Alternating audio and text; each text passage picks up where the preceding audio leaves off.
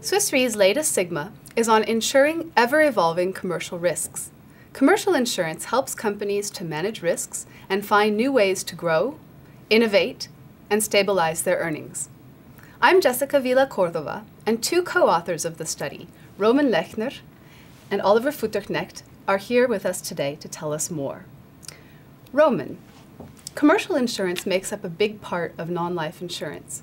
Could you tell us a little bit, what are some of the biggest commercial insurance markets in the world? Yes, commercial insurance accounted for some $600 billion in premiums in 2010, or about 41% of the global non-life business. Number 3 was booming China, but this was mostly due to the motor business. Otherwise, it would have been number 7. Number 2 was Japan, and almost 7 times bigger than Japan was the largest commercial insurance market, the US market. And why is the US commercial insurance market so big? First of all, this is mostly due to the sheer size of the US economy. Secondly, it's the high cost of litigation in the US. And the third reason, workers' compensation is provided by the private insurance industry, whereas elsewhere it is part of the social security system. And Oliver, what do you think? Should we forget about commercial insurance in high growth markets? No, I don't think so. As we see in the figure, in the past decade, commercial insurance premiums in emerging markets grew 2 to 3 times faster than in developed markets. In China, for example, commercial insurance premiums grew on average by 32% per year since 2000. This was mainly driven by the introduction of compulsory motor insurance.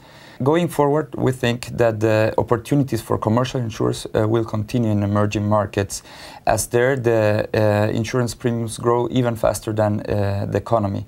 This is because the penetration is increasing as companies demand more insurance to protect themselves against more complex risks, and as risk awareness also increases in small companies. I see. So even outside the US, liability insurance seems to be growing. Yes, indeed, the liability insurance is growing in almost every market.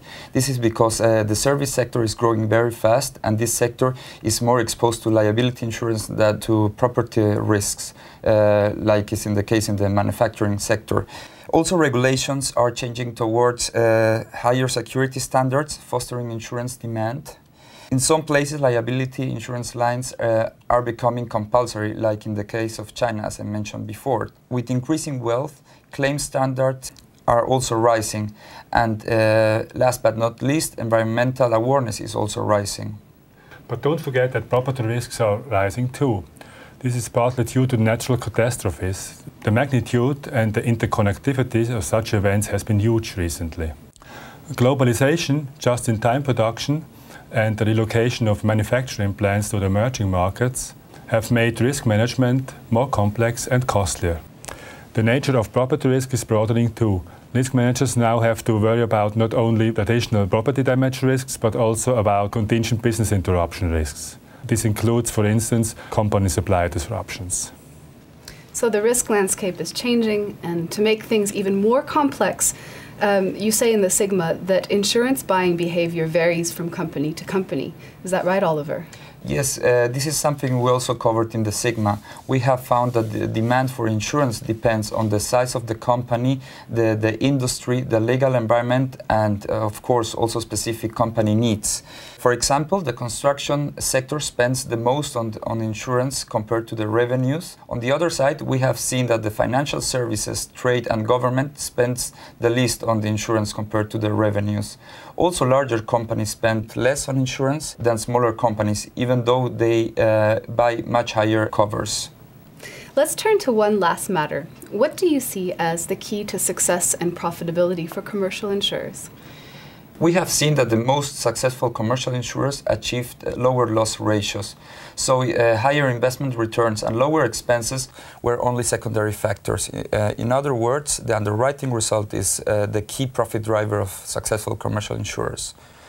Roman, what are your thoughts on industry performance?